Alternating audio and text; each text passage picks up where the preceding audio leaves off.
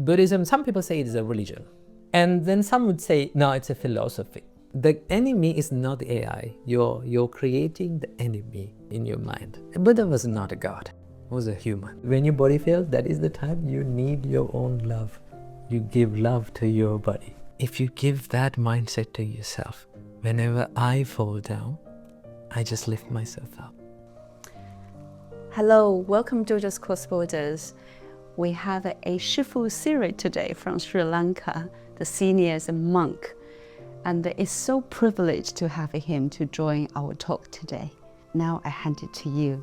Thank you so much for taking this invitation. Thank you for having me on your channel. So usually in my podcast, the first question is, can you introduce yourself to our audience and where you come from? Yeah. So I'm Shifu Siri. People call me Siri. So it's a hi Siri, that's Siri. So I'm a monk. I'm a Buddhist monk. I've been a Buddhist monk for 10 years now. So I was born in Sri Lanka, born and raised in Sri Lanka.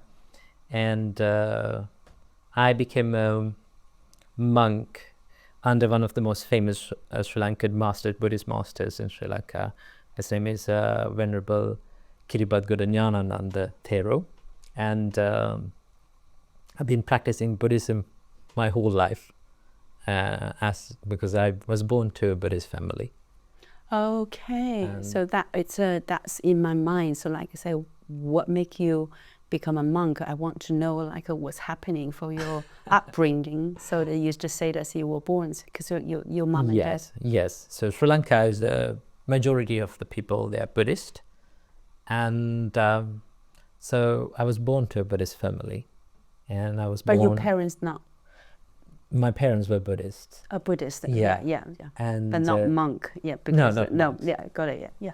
So, and I was raised up in a Buddhist background actually, because from the young age, my parents took me to the monastery, especially to the temple, and I had the privilege to learn and associate with monks and to see their lifestyle and experience their lifestyle. And that is one of the biggest inspirations. I believe that is one of the biggest inspirations for me to become the monk. Yeah. Just see them. Yes. Yeah. So since then I dedicate my whole life to my spiritual practice. Nice. And while practicing, I dedicate my time to give it to others as well. Mm-hmm. So just the motivation become a monk just because getting influence from your parents and then also be able to observe the monks in Sri Lanka. Definitely. But as a child, I mean, so that's the ideal. Yeah. I want to become that. Mm-hmm. Is there anything happens to make you feel this is definitely, I don't want to go to university, this... I mean, it must be something happens. Yeah. So I'll tell you how it started. Yeah, okay. Please. Since I was frequently in touch with the Buddhist culture and Buddhist temple, monks, when I looked at from the young age, when I saw their lifestyle, and their simple life, I liked and I loved that lifestyle. Simplicity and their freedom. I still have this memory when I was little, probably around age 7, 8, when I went to the temple with my dad. It was in the morning, and around 6:30 in the morning, there was mist in the temple. And there was this sand compound. When we go to the temple, we can see the sand compound. And the morning, the monks were sweeping the compound. And they were very silent. They were doing it very silently. They don't speak when they do that. And that memory, still I have that memory in my mind. So when I need to go back to my past and just enjoy, I always remember this memory. So that had stayed with me up until now. Okay, so then I loved being a monk. Okay, so then I said it to my parents, I want to be a monk. All right.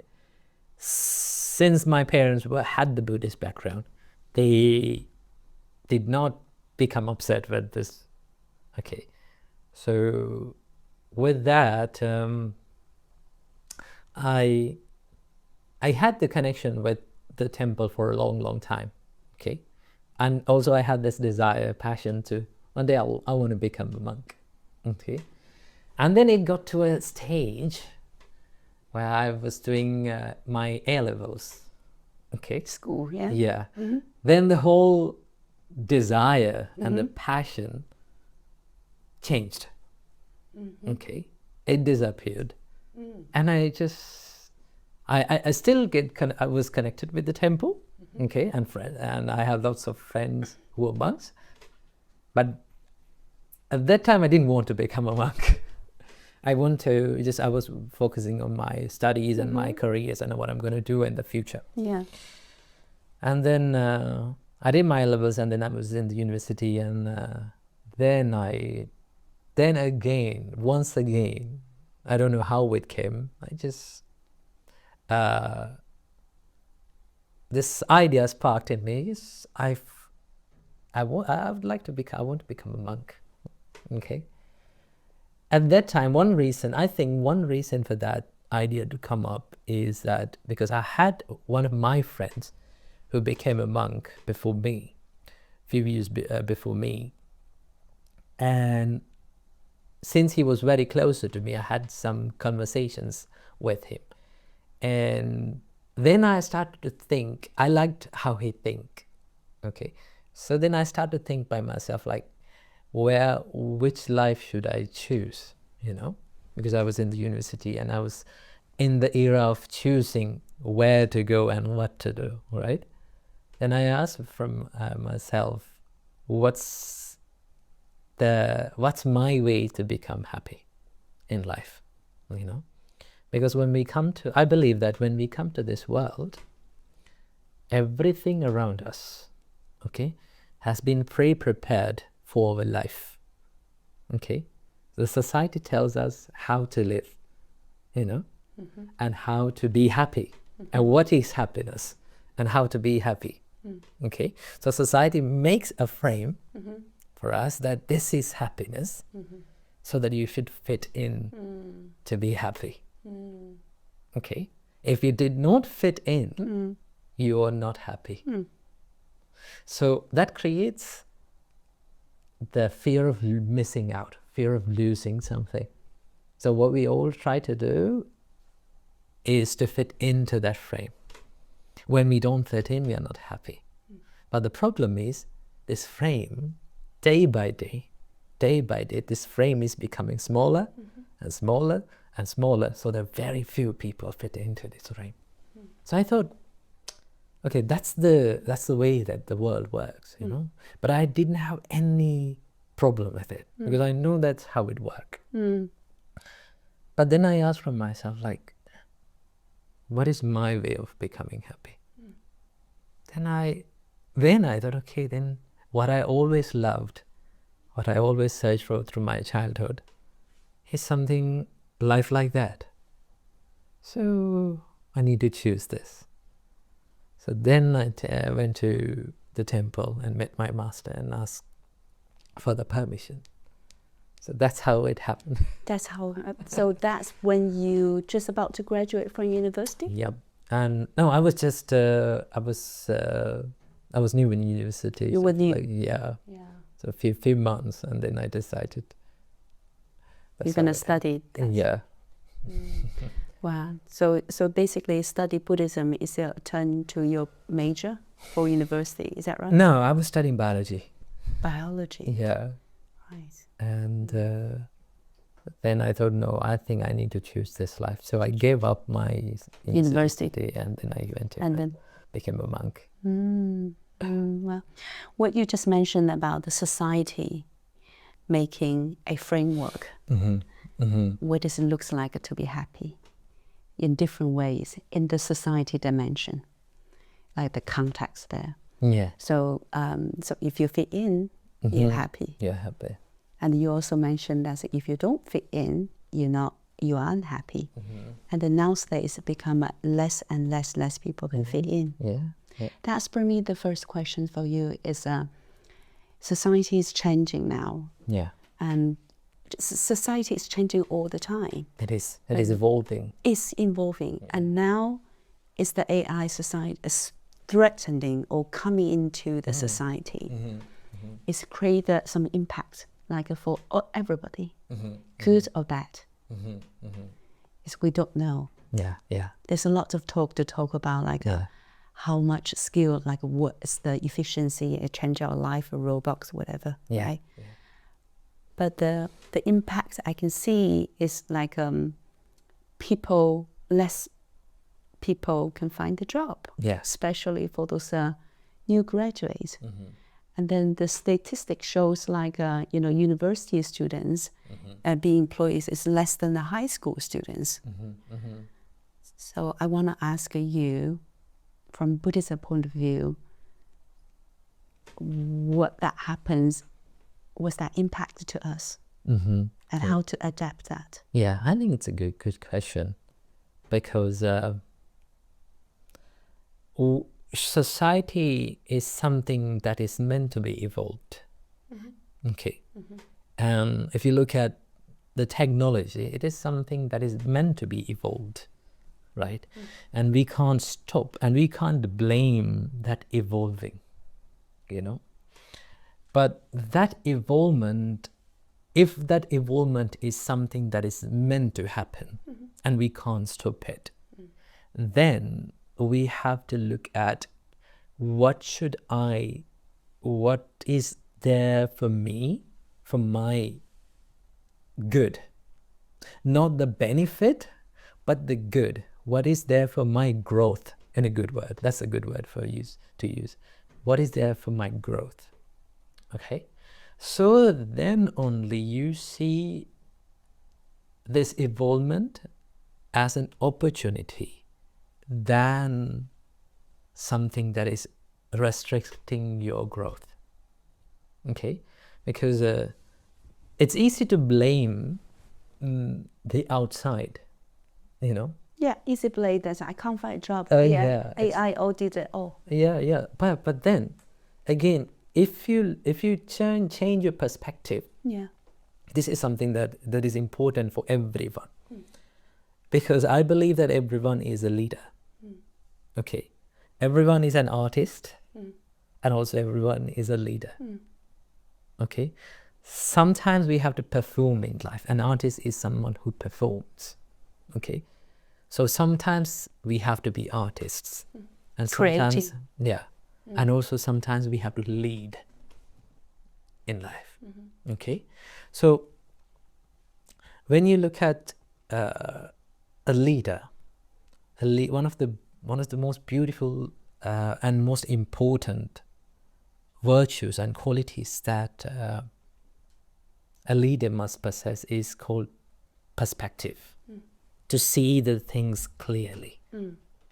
It's one of the most important virtues for a leader. To see the things as they are, and to see the things clearly. Clearly is the key word. Keyword. Yes. So that he sees what is as it is. Not something that he wants it to be, as something he wants it to be, or not something as a restriction or an opportunity. You see it clearly. Okay? When you see it clearly, one thing that you always find is you can find good.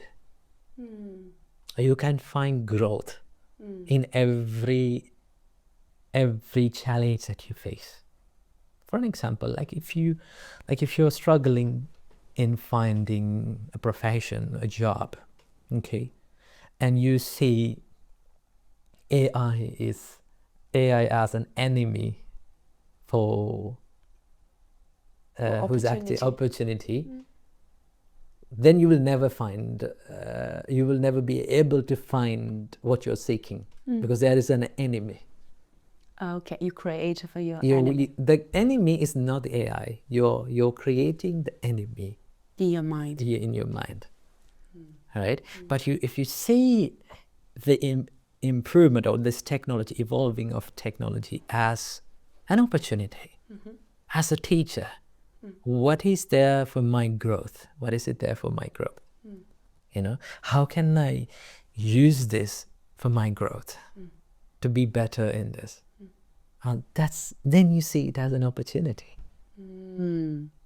So that's so you're saying that's like you create a enemy in your mind. That's the mindset.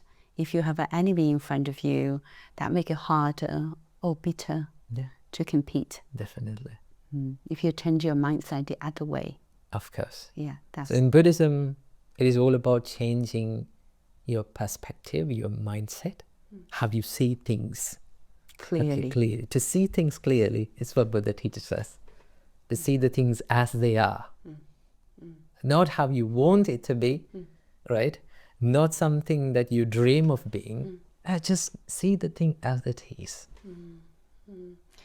Okay, so then I asked you before, it's like if we describing what is Buddhism like for the leadership in business world, what is it? Is it another religion? We try to impose it for those leaders who raise up by the other religions, or is it philosophy? Yeah. Tell me, what is it? That's a nice saying that says Buddhism is a religion only for tax purposes. Why is that? Is that means if I become a Buddhism, I don't need to pay tax? Right? Yeah. So Ajahn Brahm used to say this. He says, Buddhism is a religion only for tax purposes. Right? Yeah. So Buddhism, if you look at Buddhism, Buddhism, some people say it is a religion. Okay. I would say that. Yeah. It's a religion. And then some would say, no, it's a philosophy. Okay. I also said that. Yeah. And if you look at Buddhism as it is, not how you want it to be, or not how you want it to say, but as it is, it has aspects of religion. Okay, it has practices of religion, devotion and everything like that. And also it has some side of philosophy. But there is one important thing that we are missing. Neither of these two, religion or philosophy, neither of them works without this important thing is called practice. Okay. So I see what I see in my perspective of Buddhism is that I see Buddhism as a philosophy in religious practice. Okay? But the word religion it's a very complex word. Okay? Because the word religion always have the meaning of God. Okay? So the word religion derives from this old Latin word called religare. Religare means constantly binding your faith towards a supernatural being, a higher God. Okay, you bind your faith towards that. When you look at Buddhism, Buddha wasn't a god. He was just a human like all of us. He walked on this earth like all of us. He lived a human life. Okay, he lived a more simpler life than all of us. Okay, sometimes Buddha lives under a tree. Okay, he lived a very nomad lifestyle. He also lived in the palace. He lived in the palace and he ran away from it. Okay, and he went to the jungle and he practiced all the ascetic practices and austerities and everything, spiritual practices, and finally he came into a more middle ground, more balanced life where you focus more on your spiritual development mind than pursuing suffering or happiness. Okay, so that was Buddha. Okay. So Buddha is not God. Buddha was not a god, he was a human. So that is different from the religion point of view, right? Of course. So if you take in that perspective, Buddhism is not a religion. Okay, because it doesn't involve any god, any commandment. Okay, that's why I said it's only for tax purposes. That's a funny way. Okay. Yeah. And if you say Buddhism is a philosophy, if you look at Buddhism, you find philosophical aspects. There are loads of teachings about how the mind works, mind and matter, how they coexist, how your mind works, what are the hindrances in your mind, or the different kinds of mind. A lot of philosophical aspect. But the word philosophy, again, come to the word philosophy, means a study of a fundamental subject, like existence. But you study. Okay? That's a philosophy. Yeah. You study. Yeah. Okay? That's why philosophers these days, where do you find philosophers these days? The philosophy in this days is all this study humanity, like the subjects. Yeah. Today you find philosophers in universities. University, yes. Yeah. They carry a bag and they go to the university and they give a lecture, they come home. Most of the philosophers today... Academic. Yeah. Okay.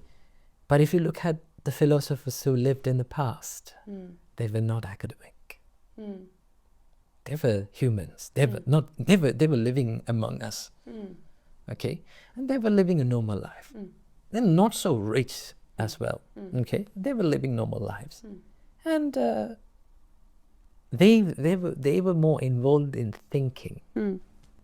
Right? Seeing the world. Yeah. Okay.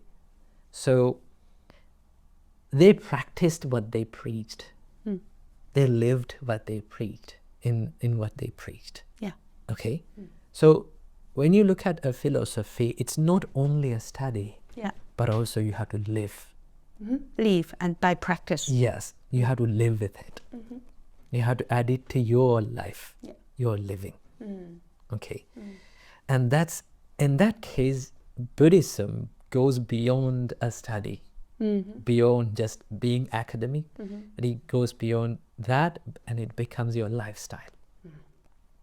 Okay. So there's similarities with the old philosophies. Yes. So basically you have to study knowing that, but live with this. Yeah. By live with this, also you practice with. Yeah. So that is the Buddhism. That is what Buddhism is. Okay. No matter how much you study, no matter how many PhDs that you have on Buddhism, that doesn't make you a Buddhist. Right. And no matter how much you pray, that doesn't make you a Buddhist. You have to practice.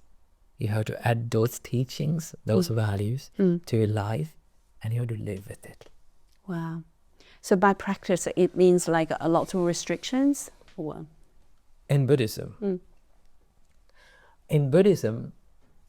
there are no, you don't find restrictions in Buddhism.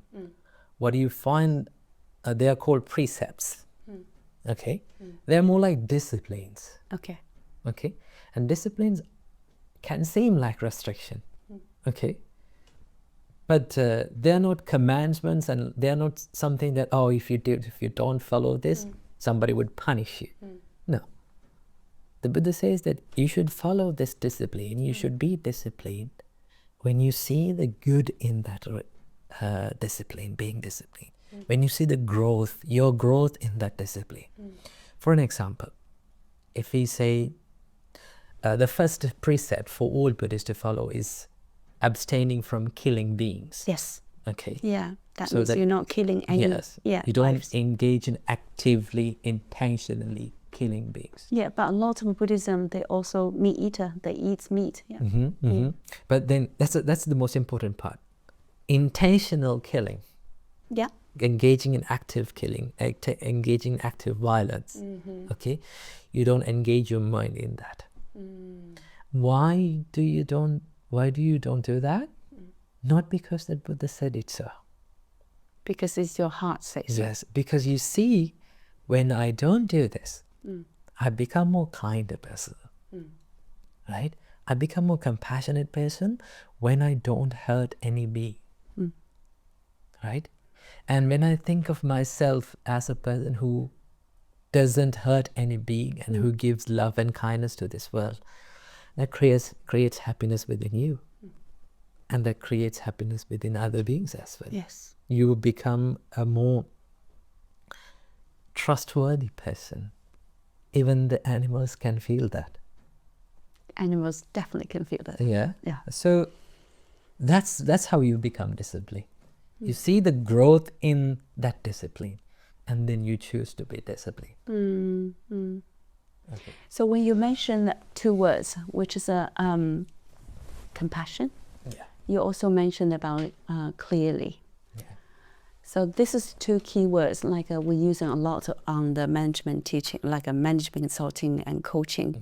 So when I work with a business like CEOs, executives, the fundamental goal is be able to see things clearly. Definitely. With compassion. Definitely.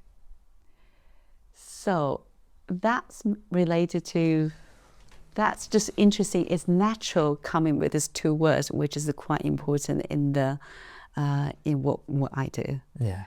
So I work a lot with CEOs. They feel so lonely, and they feel so stressful, and then they're running around the clock. They don't have to spend much time with their families. But they have a bigger goal to reach. Yeah. So let's talk about one by one. So when the CEOs feel stressed, pressures, I mean, we can't imagine how much pressure they have. They have pressure from investors, they have pressures from getting the problem solved, basically. Lots of employees. Yeah. Yeah. So what is your tips for the CEOs using Buddhism wisdom to help them managing the pressure? Okay, good. So let's look at stress. Yes. Stress or being upset, any stress involves, it's a broader word. Okay, there are daily stress that we do have, everyone has. Okay, then there are major stressful things in life, you know.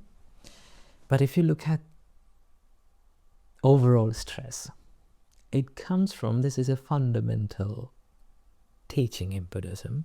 Okay, so stress is form of suffering. It's the most suffering. Yeah. Okay. Right. It's a form of suffering. A form of the suffering. Form of suffering that, you know. So deep down within stress, what you feel is you suffer. Okay. Not. It can be very subtle, but still there is uncomfortability. That's what stress creates. Indeed. Okay. So the Buddha saw this as a universal experience for living beings. Okay. Do you think humans only feel stress? No. Animals do. They too have. The only problem is that we can't look into their mind.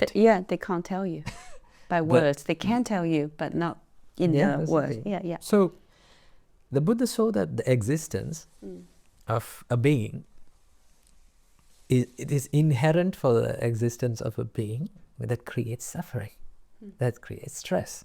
So that stress is not something that is alien to our life.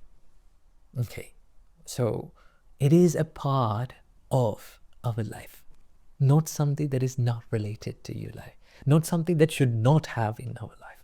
For an example, if you look at your arm and legs, do you think that, this should not be here?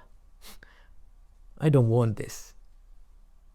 No, you don't see that. It's just there. It is there. But I do feel I don't want this fat put it out. Want to be slimmer. Yeah, but still, it is my arm. It's my leg. Okay, just like arm and leg, suffering is also part of our life. Stress is also part of our life.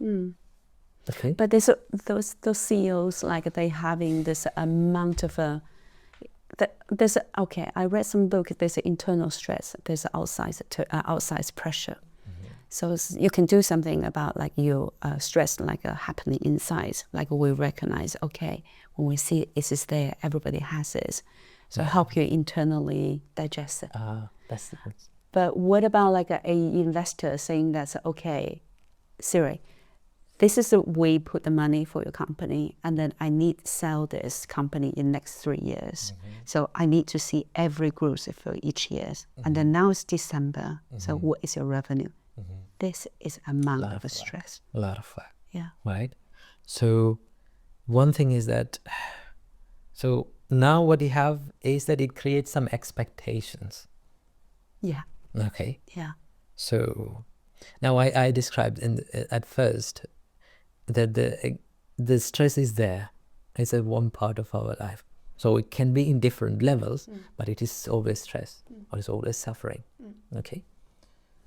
And then you have to see what is the reason for this stress. That is the second noble truth in Buddhism. So there are 4 noble truths in Buddhism. This is the core teaching of Buddhism. But the first noble truth is that suffering is called suffering. The noble truth of suffering. To understand, to see the suffering as suffering. To see the suffering clearly. That's the first step. See it as it is. The second one is why? What is the reason for this suffering? Okay. Now, if you look at that instant, why it creates so stress is because now you have lots of stress, lot of expectations. Someone is expecting a lot of things from you. Okay. But more than that, you are expecting a lot of things from you. Okay. And then the people who are depending on you have a lot of expectations on you. And you have a lot of expectations on the people who are depending on you. Okay, because you have to work with them to reach that goal. So this is the expectation that it creates. Okay. Now the problem is,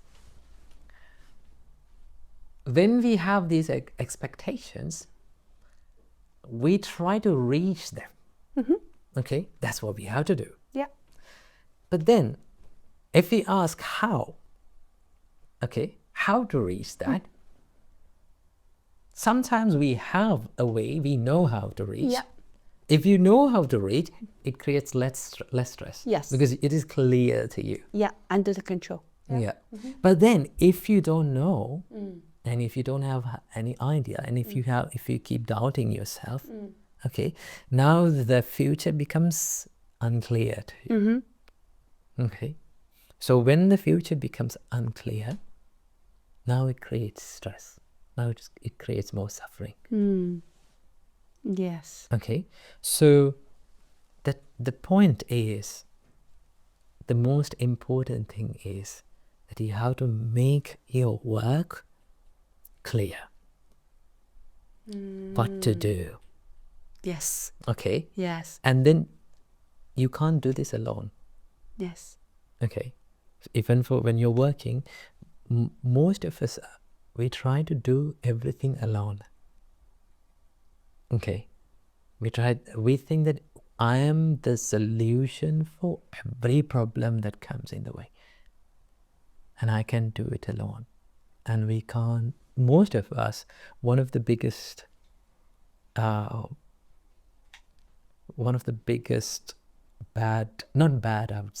weaknesses, even I have this, is asking for help. Okay? Asking for help, seeking for help, and to say, help me. You know? And we try to solve everything alone. That creates stress. No wonder. Okay?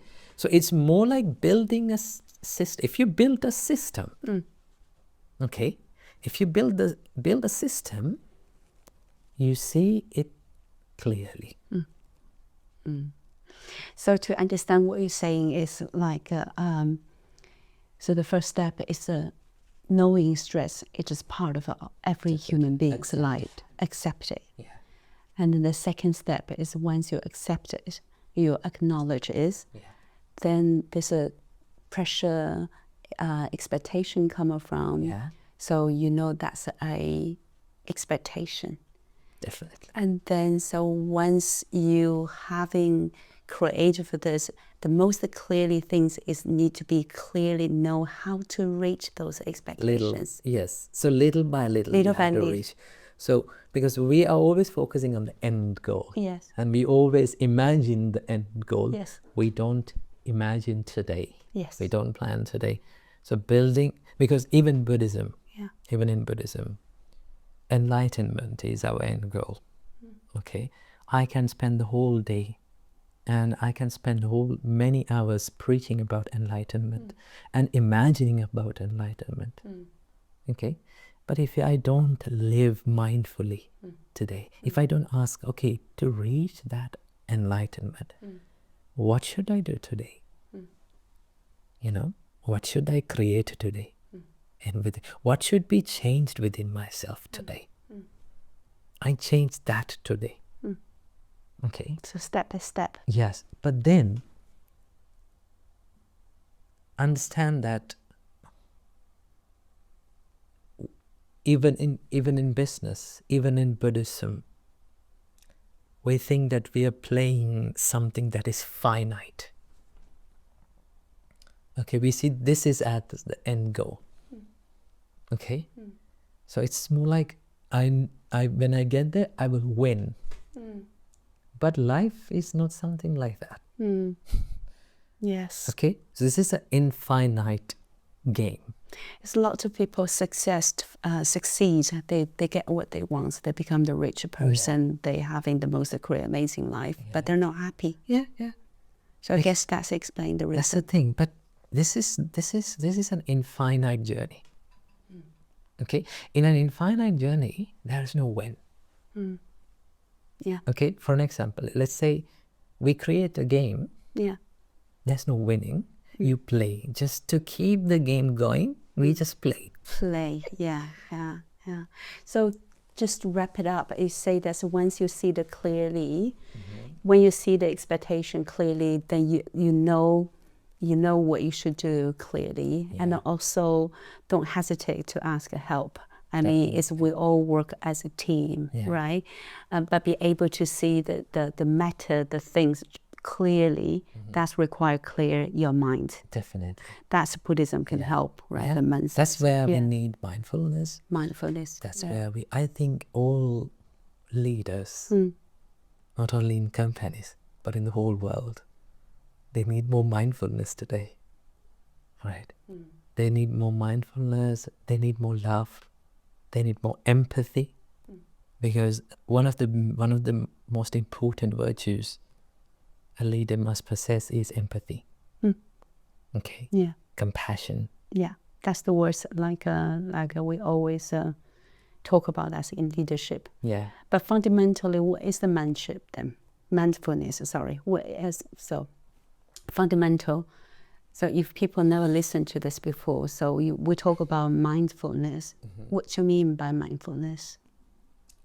Mindfulness is. I have this funny way of seeing describing. this. Give us an easy way. Yeah. Otherwise, so what is mindful? If I ask my daughter, I talk about my daughter's 12, by the way. If I say mindfulness, and then she will say, "Mama, what is that?" Yeah. So you draw 2 stick figures. Yeah. Okay. This is how you should explain to my daughter. daughter. Okay. Yeah. Okay. All these leaders. Yeah. Yes. Okay. You draw 2 stick figures. Yeah. And you take one is mindful. One is mindful person. And the other guy is what's the opposite of mindful? It's called mindless. Yeah. Okay. Yeah. So if you take these 2 words, there is in mindful there is full. There's the full inside, yeah. is mind. Okay, and in mindless there is less in mind. But in Buddhism, what less is better, no? See, so Sorry, I just need to. so I'm confused. most of the time Yeah. we are mindless. Okay, that means we are losing our mind. That means mind is not within us. Mind is somewhere, either in the future or either in the past. Okay, and when your mind runs to the future, when your mind runs to the past, then you lose your mind. Okay, mindful means you are full of mind. Your body is full of mind. Your body full of mind. That means your mind is not your brain. Is it your mind, your brain? I thought it's my brain. It's my mind. We can go on a whole discussion about where the Oh, mind right. is. The Buddha says mind resides everywhere within your body. Okay. It's So not just the your brain. Got it, yeah. Okay, it's all over the place. Okay, so the Buddha says that the mind dwells in the cave that is called body. Okay, so mind lives within this cave of body. So we rent this body. Yeah. So sometimes this mind leaves this cave. All the time. Yeah. Like I'm talking to you, I And can then leave. the cave is empty. Yeah. So that's called mindless. Okay. It's empty mind. Yeah. Okay, mindless. But mindful means it's full of this. So you're within your body. Okay. If I give you a few seconds and say, note some feelings, bodily feelings within you.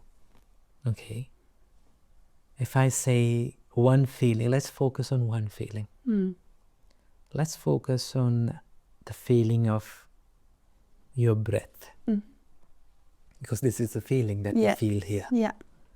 Take your mind to feel your breath.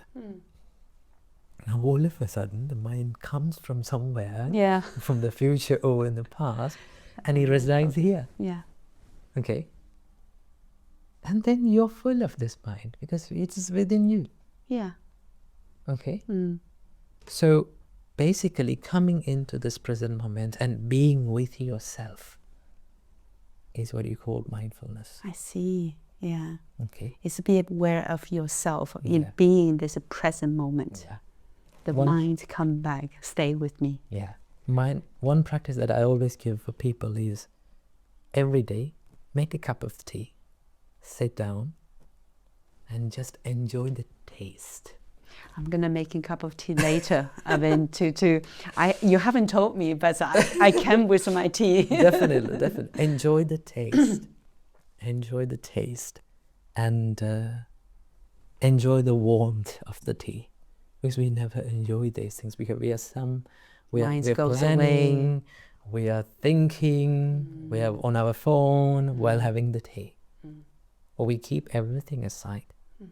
Just enjoy this taste, this texture of the cup and the warmth of the cup. You sit with yourself. See, we are hardly with ourselves, you know, because we are dealing with this world. Mind is out there, but we are not with our thoughts, right? Every time we come to a place where you by yourself without anyone, what do you take out? Oh, am I taking my phone out? That's your companion. Yeah. Okay. I hate it though. Yeah. Yeah. So I always say, only place that you sit with yourself is when you're sitting in the toilet. No, I still have my phone with me. Sorry. That's the problem. That's what people do these days. They take their mobile phone to the toilet. Yeah. Because it is boring to sit with myself. Okay? Yeah. But understand, boring is peace, right? At the end of the day, we all love peace. Peace of mind. Peace is always boring.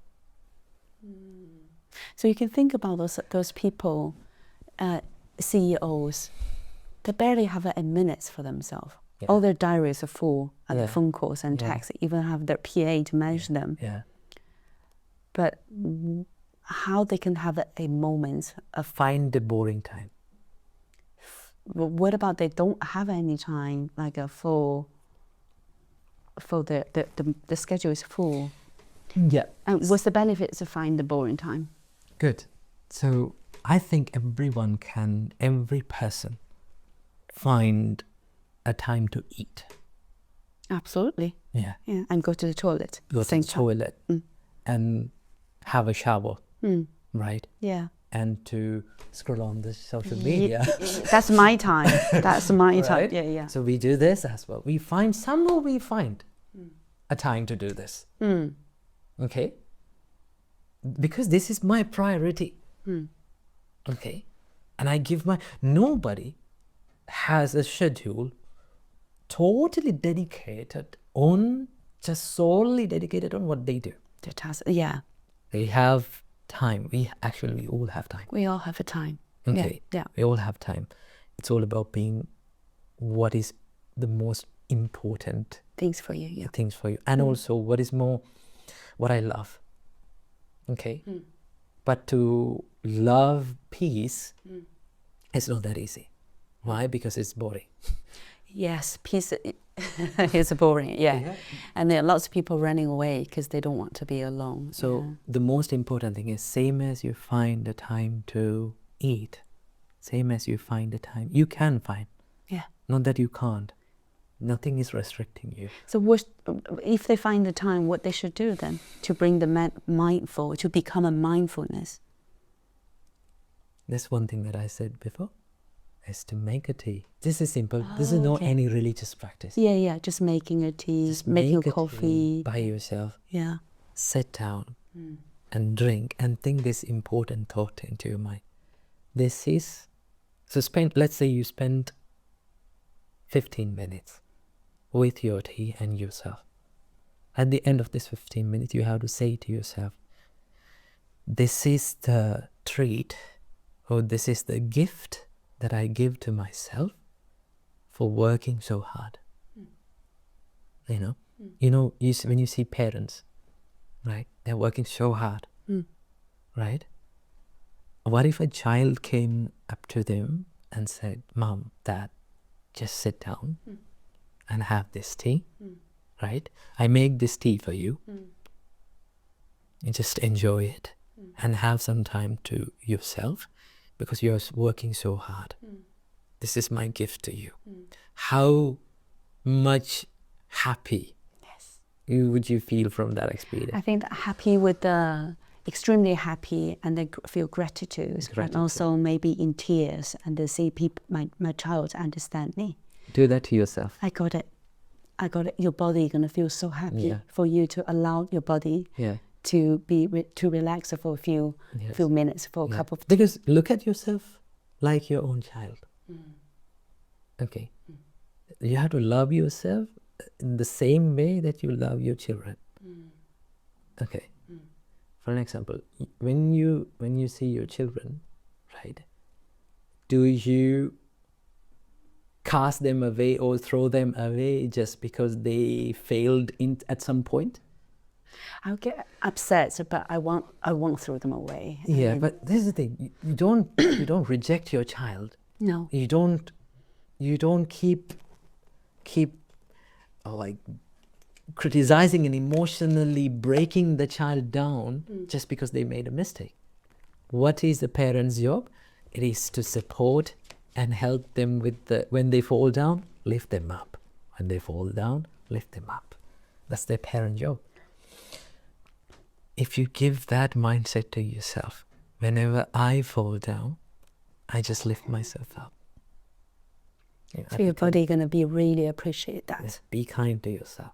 It's called unconditional love, isn't it? Definitely. Be kind to yourself. Yeah. Give love to yourself. Yeah. And because when you are full of your love, your own love, you're filled with love. What comes out of you is also love.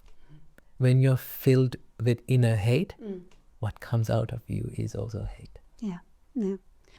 So we're just saying this is your love for your body, but we talk about compassion. Yeah. So in the business world, not just the business world, if all those like important VIPs, they have a lot of power. So how can they give more love to others? Unconditional love. It's called compassion then. Yeah. I think it should have to do with the change of how they look at people, because leaders, mostly people like who you are dealing with, like CEOs, they're leaders in the companies, and there are lots of people, they are working under that, you know. Yeah. They have a duty. Yeah. And there are, when you look at people, don't look at people, you should not be looking at your position in a company, let's say a CEO, okay, as someone who is in charge of the company, right? Look at yourself and just understand your position is that you are in charge of taking care of the people who are in charge of this company's different parts. Your job is to take care of the people who are working in. So your whole job is to take care, you're a caretaker. What does the caretaker does? Helps, give love, speak kindly. And that is what you have to do. Help. Yeah. Yeah. Speak kindly. Yeah. So I think most of the people, they do that. But then, where does this love should come from? Where? It should come from giving love to yourself first. Okay. If we don't love ourselves, we can't love anyone. We can say that I love you, right? We can pretend that I love you, but we don't give the true love because we don't love ourselves. Okay? Because in true love, you see the growth in other people. Okay? Yeah. You see the growth in yourself. Okay? And you love when they fail, you don't like, in true love, when you fail, you don't cast the person away. You help, you ask, what's wrong? What's going on? I'm worried about you. I want to help you. Right? Let's say in a company, if someone is doing something, like he's not performing well, what most of the people doing is they just fire them. Yeah. Okay? But if you put empathy or compassion into it, you go to the person and ask, you're not performing well. Yeah. What's wrong? What's going on? Yeah. Is there something that I can help you? To help. Yeah. Okay? So that you improve the person, then they work. Okay? But in reality, like companies have to fire people. In reality, it's like there's a lot of layouts need to do. Yeah. It's hard for the managers. Yeah. I think this is the thing. We all have to see the potential. And we have to see how can I improve their natural potential? Okay. Yeah. How can I improve their natural potential? Right. So that's the leader's job. Right. Okay. Yeah. To improve the natural potential, not to take the most of the people. Because when you take the most of the people, there's no giving back. You take everything, you crush it. It's like crushing a lemon. You crush it and you squeeze everything out. No, it should not be done. Yeah. You give, what you give nurtures them, then good things come out of you. Right. Yeah. So that's in reality, even as you have to fire one of your employee doesn't work here, but if you're nurturing their development, their growth, their potential, they have the fruity lemon, so they can still Give good. Give goods for other platform which just doesn't fit in this company, right? Definitely. I want everyone to look at their companies, or a business or anything, to look your company as a tree. Okay? Yes. Look your company as a tree. There are fruits. Yes. Okay? There are birds who come to eat this fruit. Okay? And this is a big tree. Okay? And these birds, they come and they feed, they eat. But the tree doesn't get upset. And these birds, sometimes they don't build nests in this tree. They fly away. Okay? Yeah. But the tree doesn't complain. Tree's there, nurturing. But then when you give in that way, these birds carry the seeds to far away distant places to spread the tree's own kind. Okay, so we can say in reality, sometimes sometimes people say, oh, that doesn't work, but there's you can't deny the truth. Yes. Okay, you can't deny the truth that happiness comes from giving. Peace comes from giving. Right? Love comes from giving. Okay. When you give and you become happy, that happiness, it has something more than pleasure. It's not pleasure, it's more peace, happiness, a fulfillment in their mind. I gave. I did my part. I'm happy. I'm fulfilled as a person. The more you do this, the more you become happy about yourself, who you are. You're more fulfilled, and you have that love within you, right? When things fail, it doesn't bother him because still you have the love within you, who you are. And wherever you go, you create something. Because we can't live in this world forever. We can't live and we can't hold these positions in the company forever. Someone down the line, they will take the control. Then finally you have to ask, what have I created? Is there anything fruitful? And when I see the growth in other people because of me, fulfillment. That is my love. So I think for you, what you do is something that you can be so much happy about because you help people to grow. Yes. Yeah. When you see the growth in the people, satisfaction. It's difficult to describe, but it's nothing to do with money. I like your metaphor. As a business leader, think about it as the company like a big tree, and then you're there and nurturing and offer the birds coming in and go. Some of the building nest there and they become bigger, bring their family there. Some birds fly in and out. And then this is so beautiful. And the other thing I think what you say is answer all my questions about the compassion, about the fulfillment. And I said as leaders feel lonely if they love themselves, so they won't feel that lonely. That if they love themselves first, definitely, then there's more compassion. And then so if there's more compassion, so you are more helping other growth. So then you having a lot of contributions to the company, to the world, to anybody. So that is the answer for fulfillment. Definitely. It's the contribution, what you can give and offer for this universe. Definitely. So in that way, that's just chatting with you. You don't give me an answer, but it looks like I got some answer. Can I also ask another question, which is quite heavy? It's about what Buddhism think. What is Buddhism thinking or talking about death? Because we all die in one day. So what is the teaching? I think the reason I ask this question is if we accept that we have a clear picture, and I think that would be dramatically making we live in this life wisely. Therefore, going to be less stress or more enjoy the moments or more bringing given to the world.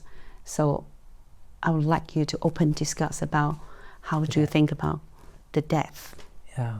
See, Buddha teaches that death is part of our life.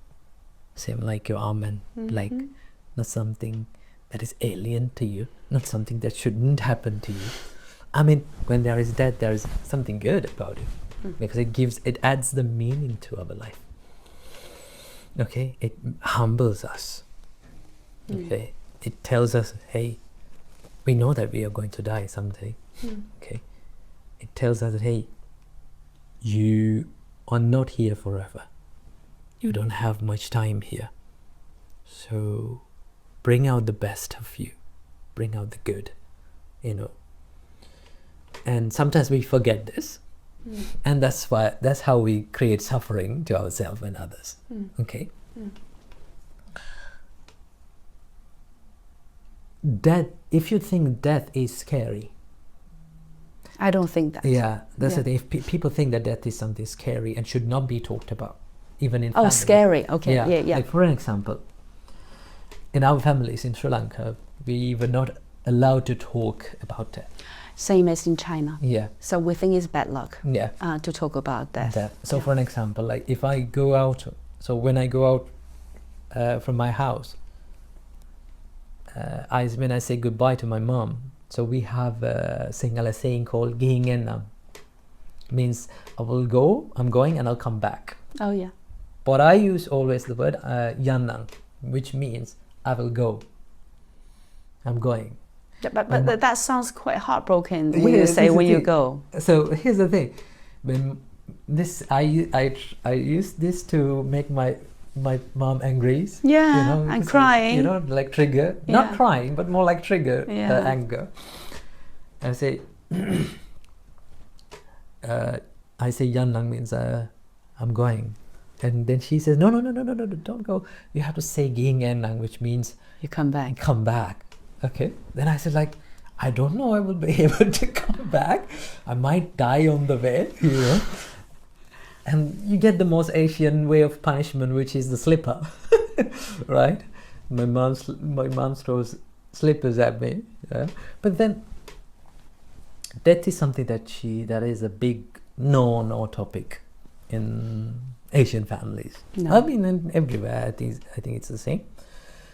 But then, if you look at death, okay, death is not something that is scary, okay. I love this quote from Harry Potter. Oh, okay. Okay. When Harry Potter asked from, this is not related to Buddhism, but I see that perspective. It's wonderful. When Harry Potter asked from Sirius Black how the death feels like, because he dies in the movie, and Sirius Black, Harry Potter asked from Sirius Black, when you die, is it painful? Does it make pain, right? And Sirius Black gives this wonderful answer. He says, feeling of death is like easier than falling asleep. Okay, death itself is not painful. Okay, it's not what creates pain. It's about expectation to live, and the regrets that I should have done these things. I should have done those things. I've missed to do these things. Those I should live more. That expectation creates a lot of sufferings and regrets within us, you know.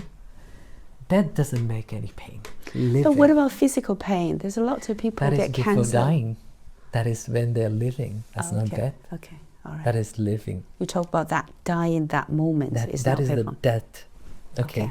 Right. So that is called that's what you call death, and that is not painful. Okay, and that moment, we all face that. Okay, but then there are physical pain that one comes. We all feel this, and in the face of death, sometimes we may feel physical pain. Not everybody feels that, but sometimes. If you couldn't feel it, we are so much lucky. No, we can't expect that, right? Nobody. Physical pain is something that is unavoidable, right? The Buddha says, it's a nice analogy, the Buddha used this. Buddha says that it's like two arrows. Okay, you get hit by, well, you're traveling in the jungle and you get hit by an arrow, right? All of a sudden, you don't know, which is all of a sudden you got hit by an arrow.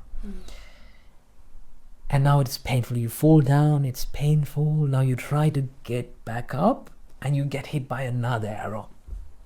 The Buddha asks, how many pains are there? But then the monks say, oh, there are two pains, the pain from the first arrow and the pain from the second arrow. The Buddha says that when the person got hit by the first arrow, if he became more mindful about the second arrow, right, he might have a chance to dodge the arrow and be safe. Okay, so the Buddha says that first arrow is an accident and it is inevitable. You're traveling, you're just traveling in the jungle, you don't know that there's a person who is going to shoot you, but you got shot. You can't avoid it, but you can avoid the second arrow. Okay, the Buddha says that second arrow is your choice. Okay, so the first arrow you can't avoid. Same, like the Buddha said, the first arrow is the physical pain that we feel. Okay, Buddha says it is the suffering that we feel, you know, sickness, aging, right, losing loved ones. You know, these are common experiences that we all face in our life. No one can avoid it. Okay, you can try, but you have to face it. That's the nature. And Buddha says that that's the first arrow. You can't avoid it. But you can't. With this first arrow, many people get hit by the second arrow, which is the mental pain. What creates more painful is not always the physical pain, but is the mental pain that you feel with this pain. For an example, when we get sick, now there is physical pain, right? What we do is we become angry with this pain. I can't do things. I can't sleep. I can't sleep.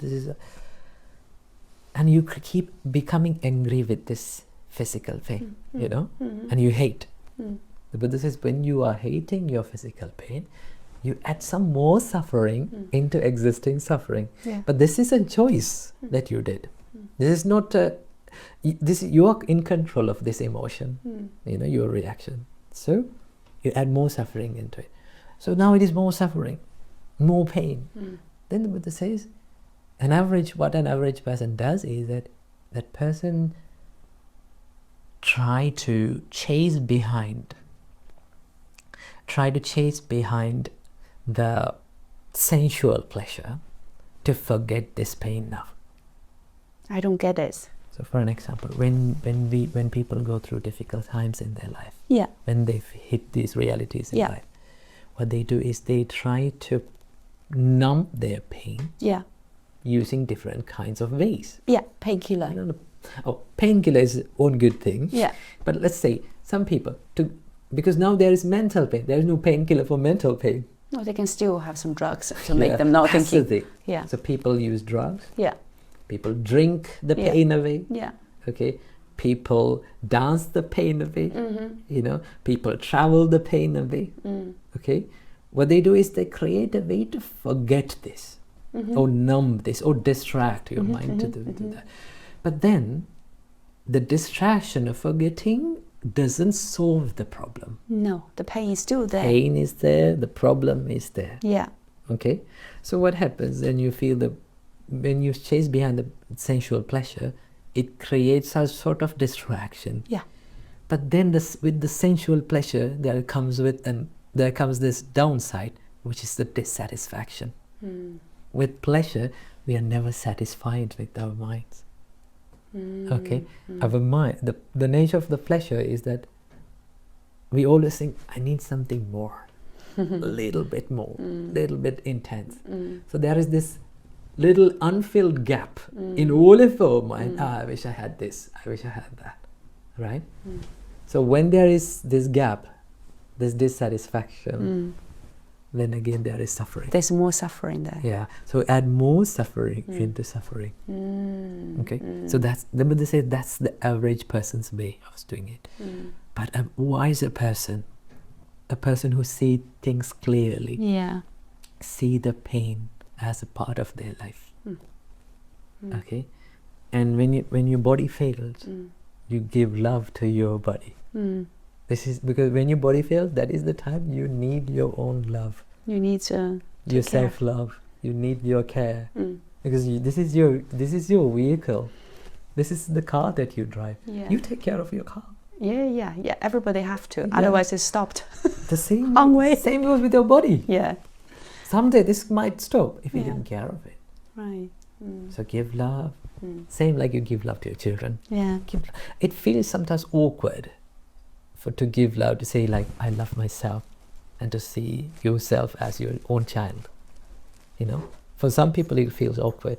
Trust me, when you do that, it changes a lot. It changes a lot. You're filled.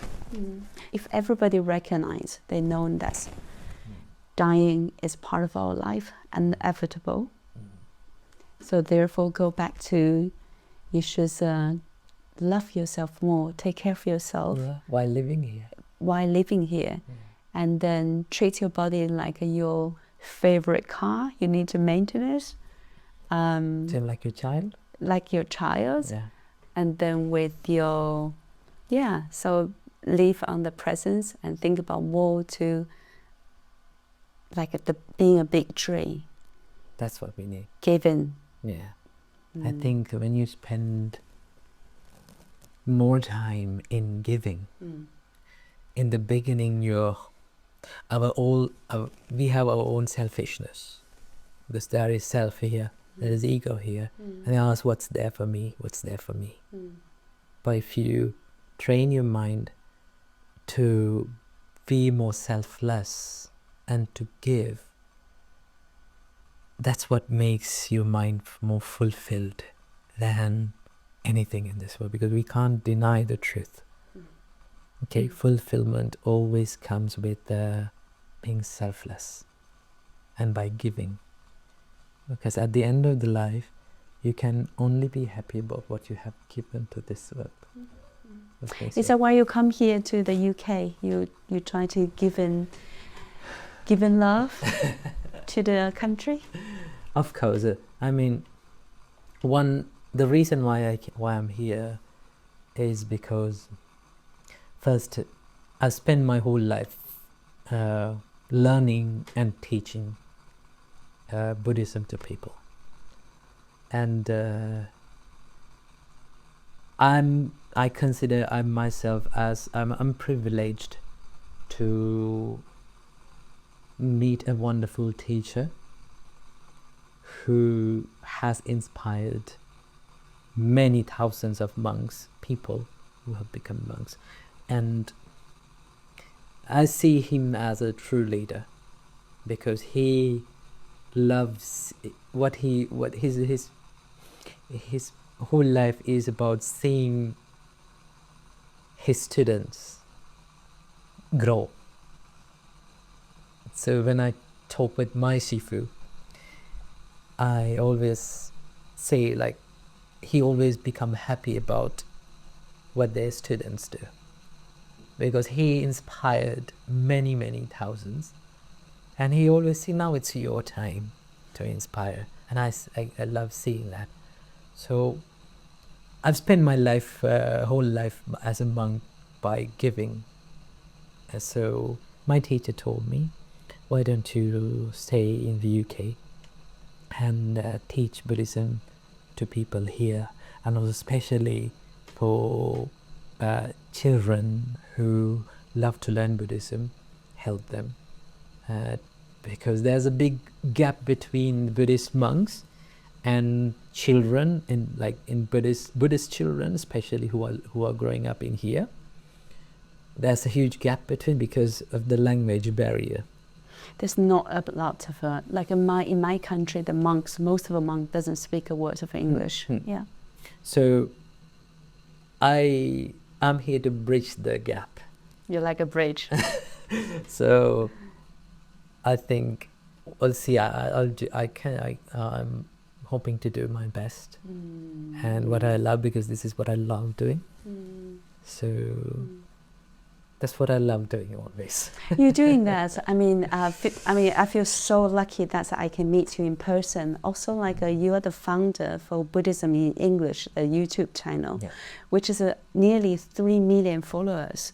So you are, delivering your teaching in English, like before you came to this country, right? Thank you. And then people follow you, so popular. Even, what do you see, like people using your videos, like not your channel, but you can find anywhere.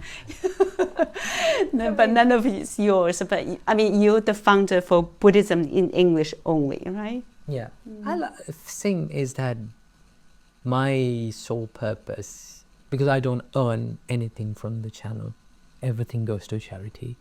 Because this channel is not my personal property. It's under Sri Lankan media channel, which is a charity company, and everything that they earn is going to the maintenance of the Buddhist media and also the charity works that they do. So from that, people who are using the videos, I think I love that, because what I need is more people find peace. Not just because of Buddhism, but because of practicing love, compassion, so that they can bring the peace and love to their heart and to be more fulfilled. So it's okay. I'm not upset with that. And I'm hoping that we can help you to bring your teachings to China as well. Thank you. Yeah. So now, Bob, it's my tea time. Like Chinese, we talk about Chinese culture. Yeah. We talk I'm about. interested. Yes. I'm gonna making a cup of tea. Yeah. Mindfulness. Okay. And then a lot of communication. I don't need to use the word. Thank you.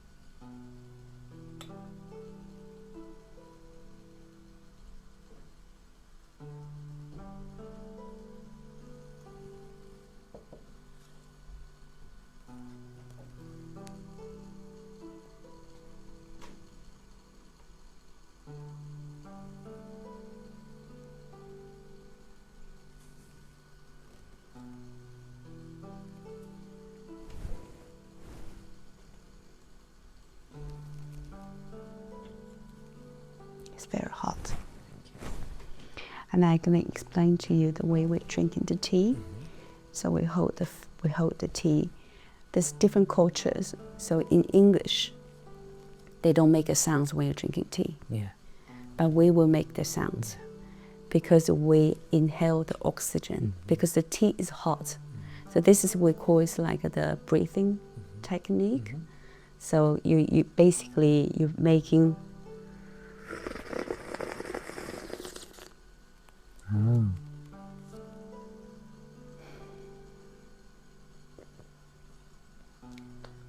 Good. And try.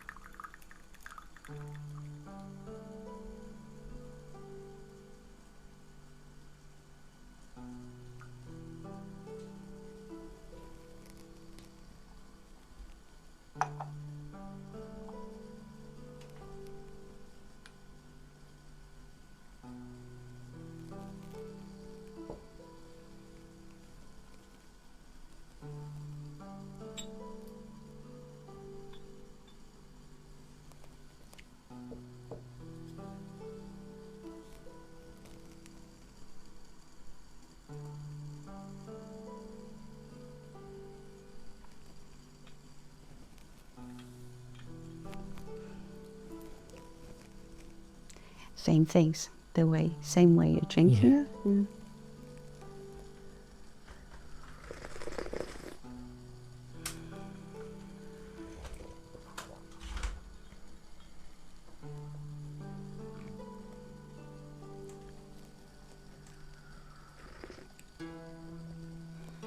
In this way, you don't feel the tea is burning hot because the oxygen, the cooling the tea. And then you inhale with the tea, and then so the tea is in your mouth, you hold it, and then you exhale from your nose, and then you swallow the tea. Oh, okay. So in this way, we activate the tea energy. Oh. Yeah. As I said, there's a lot of traditional Chinese in this tea. So now it's the time, 3 to 5 o'clock. Yeah. Accidentally, we arrange this. Yeah. But in China, we have because this time, you know, the Tai Chi, the yang start to decreasing, and the yins start to arising. And that is the time our body energy also aligns with us. And with this the sun energy, our body with the tea energy. So with the breathing, so we utilize the sun energy inner and with the tea. So in Tang Dynasty, even there's a poem describing this. So usually we have a 7 cup. So this is the second one. So we have a theory. The first one, the one we just have, is your moisturizer, your lips and throat. So you active your like a throat chakra. Yeah. And the second one is supposed to touch your heart. Third one is is your body, belly, and then so you start to sweating after the fourth one. And then the fifth one is you connect to your muscle, your legs, your body. And then the sixth one is like you connect yourself into more higher, like onto the cosmos, like a universal. And then the seventh one is just like all you feel is so relaxed. You feel the sweating in your body. So when we have more times, I can just do tea meditation with you. Yeah. Right. Actually, ending this, and thank you so much. Thank you very much for your very time. much for having me. And then thank you for all your teachings. And then I'm happy.